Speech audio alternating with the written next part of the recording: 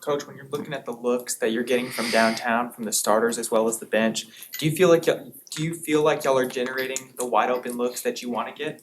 Yeah, I think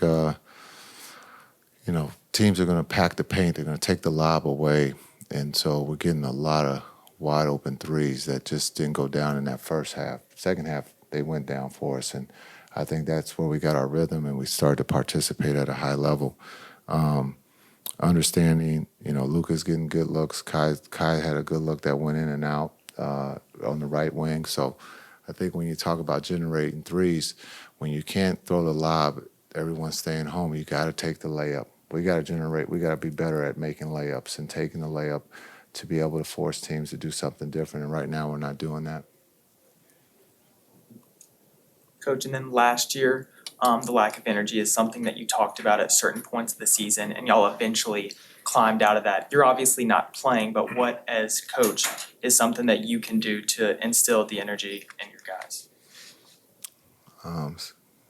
Bed check, see what time they go to sleep. I'm just joking.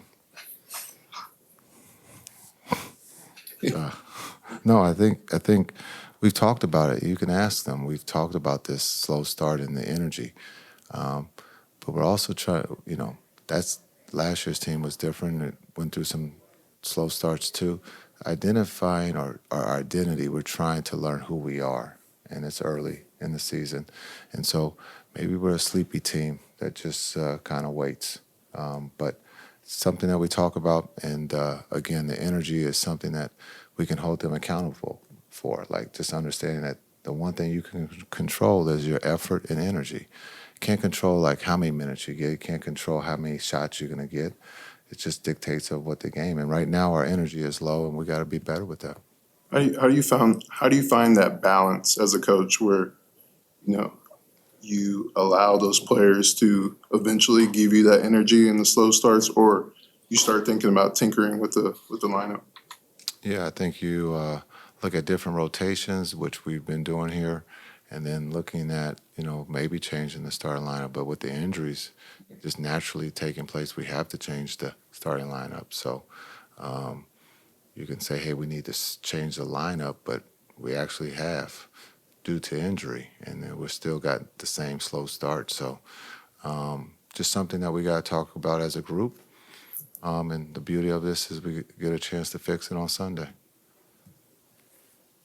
Thanks.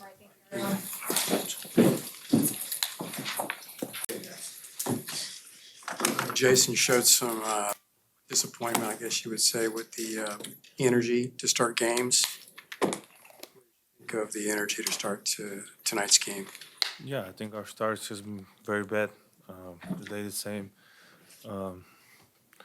So we just got to start better every game. Luka, with you as one of the leaders on the teams, is there anything that you feel like you can do better when it comes to pregame to get the guys ready to roll and get a better start? Always.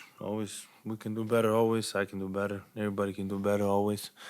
But we just got to, we can't wait. We just got to go out and get it. Teams are after us, and we just got to go out with the same mentality we had in the second half today. Do you have any thoughts on the final foul call that sent Nurkic to the line? No. What about the very final shot that you got?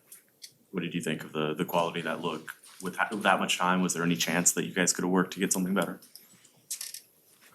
So you're saying it's a bad shot? I'm just asking. I mean, you basically said it, but I think it was. Oh, like I said, always you can get better shot. It's 0.8 on the clock, so it's kind of tough. But I think that's a makeable shot. And that's what I'm asking. Like with point, Yeah, always. I mean, you can always get. like that's all I'm asking. Yeah, no. Reasonable at that time frame. Yeah, I mean, always can get a better shot. I just went a little bit out, and maybe I could have stopped a 3-point line. I don't know. Just wanted to create some separation, but always can get a better shot. Yeah. Luka, obviously a frustrating loss, but what do you think about the team's just resiliency in the second half to fight back and make a game out of it?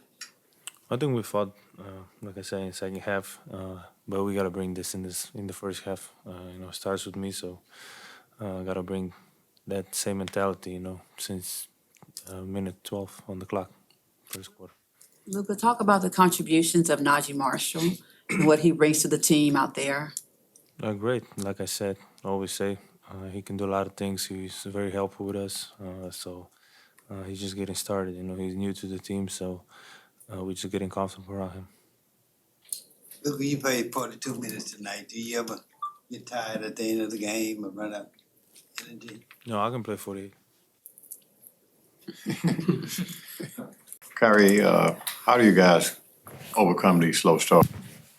36 points down and 8 3-pointers by Phoenix in the first quarter. Yeah, their guys were making shots. Guys that we wanted the ball to find. Nurkic, Koji, they make 2-3 threes going into halftime. That's a big deal, but that's part of our game plan. Rather have those guys shooting than anybody else. It was their night tonight in the first half. So we just had to battle through. Felt like we were still doing a great job defensively.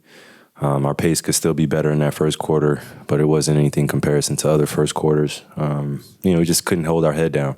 They made shots, they came in ready to play, and we just had to battle back. So obviously there has to be some carryover from our talks that we're having, just in terms of consistency, being ready to play, and not waiting. A lot of teams are coming at us, so I don't want to get redundant and repetitive on everything that we're saying, but it does matter how we start the first quarter, setting the tone for the rest of the game. About the offensive rebounds by Nurkic down the stretch. Yeah, no, it was, guys were in foul trouble. Our bigs were in foul trouble. We went small. We got to get a little bit more down and dirty down there, and got to do the little things for each other. That's the difference in a lot of these games is a lot of 50-50 basketballs, a lot of long rebounds. They're taking threes. They're bouncing to the free throw line. Sometimes we got guys leaking out. Sometimes we got guys in the paint, just standing around. And I'm, one of the guilty guys on that sense. So I got to hold myself accountable. But it's a team effort, right? We just have to continue to communicate to one another. And when we go small against these teams that have guys that like to offensive rebound, we just got to be aware of it. Kyrie, Coach talked a lot about the importance of the bench, kind of contributing more. How do you, as a veteran player, kind of encourage them to kind of do more, but also, hold them accountable? That's a great question. I just think in the sport of basketball, especially, sorry, give me a second, just make sure it's not my wife. Okay. No, just in the sport of basketball, there are a lot of things that could go different ways, and one of the most difficult positions to play is a role player, because you have to accept your role and you have to remain consistent, and we depend on you. I get a few more clicks or a few more shots at the rim, kind of find my rhythm, but when you're a guy that comes off the bench and you're only playing 10, 15, 20 minutes, you got to make the best out of it, and sometimes you don't have the same leash that other people have to be able to make mistakes. So us as a team, I think we have the maturity, we have the skill set, we have the the attitude and mentality to be able to help each other out there, especially when we have a change in lineups. And we just got to continue to feed good energy to one another and continue to be great on the defensive end. That's where I'm going to lay my hat on for us, regardless of who's in the game, whether it be the starters or the bench players. We all got to maintain that defensive pressure on these teams that we're playing against, and offensively just continue to have fun and give each other space to be great. You're not trying to sound repetitive on the early start, so apologies in advance. But Jason Kidd was, Jason was really focused on it, cursing about it, like up here, in a very unique way, clearly. Yeah, rightfully so. Yeah. He was frustrated in a way that we rarely see him. Is there any through line to, I'm sure you guys are listening, that you hear it, that you were trying to implement this and it's still not happening. Is there any through line or any cause that could be allowing this disconnect between what's being said and what's being focused on and what's actually happening? That's a great question, man.